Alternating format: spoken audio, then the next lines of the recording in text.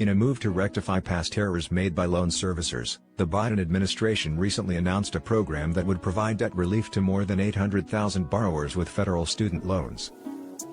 With a total of $39 billion in loan balances set to be erased, many borrowers are eagerly wondering if they will be among those who benefit from this initiative.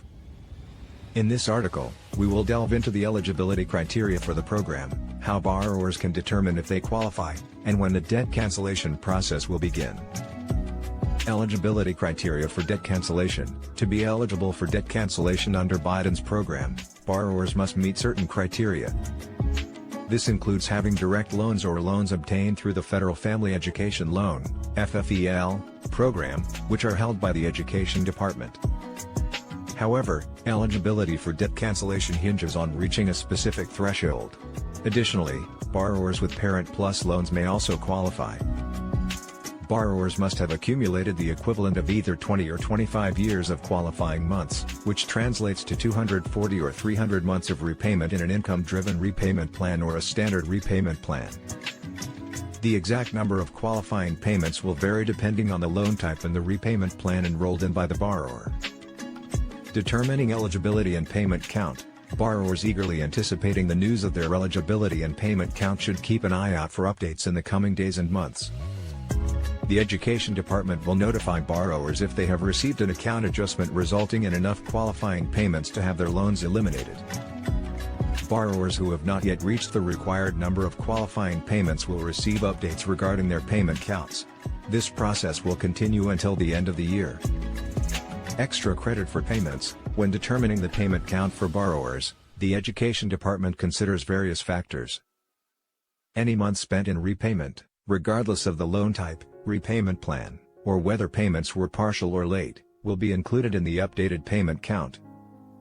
Additionally, borrowers will receive credit for any period during which they were in forbearance for 12 or more consecutive months.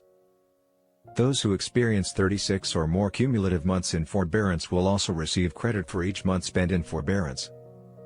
Furthermore, months spent in deferment before 2013, except for in-school deferment, and months spent in economic hardship or military deferment on or after January 1, 2013, will be counted.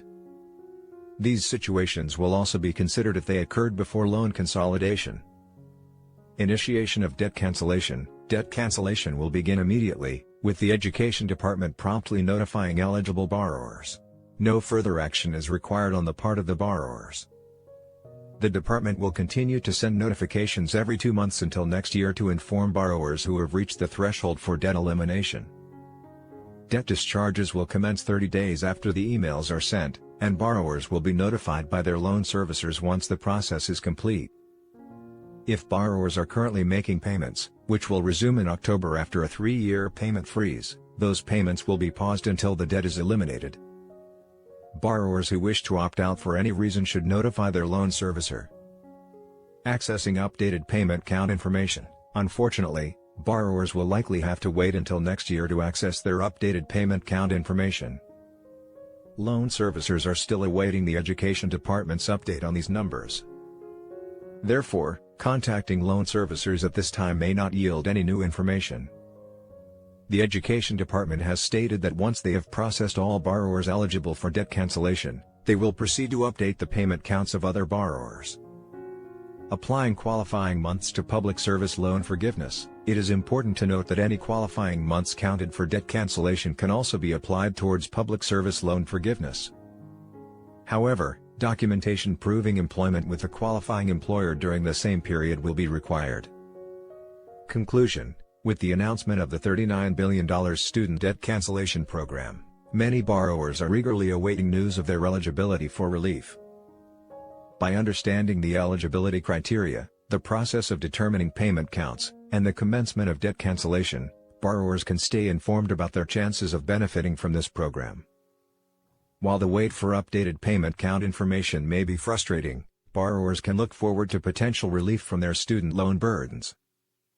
Additionally, those who qualify for debt cancellation can consider applying their qualifying months towards public service loan forgiveness, further alleviating their financial obligations.